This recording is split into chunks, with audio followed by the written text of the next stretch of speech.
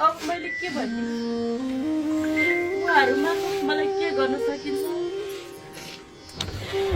राजाले दिने न्याय के हो मेरो लागि मेरो श्रीमानको लागि सही घोषणा गर्नुपर्छ मलाई गोली लागेको छ गोली लागेर पनि तुरुन्त हस्पिटल पुर्याएको छैन उसलाई मर्न छोडिदिएको छ लम्पतारो रोडमा तेर्सिन दिएको छ पुलिस पछेर हस्पिटल पुर्याउँदाखेरि मेरो श्रीमानको साथमा कोही मान्छे छैन एउटा एम्बुलेन्स ड्राइभर पाएँ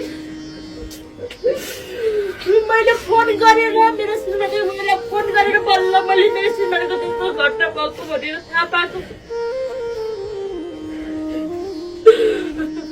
राज्य पछिबाट त्यतिका धेरै पुलिसहरू खटाएको हुन्छ सहारा गरेर पठाउनु पर्दैन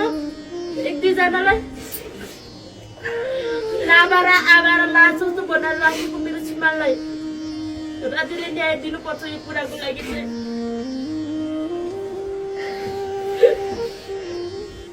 के भन्नु म केही भन्न सक्दिनँ म अहिले यति नै भन्छु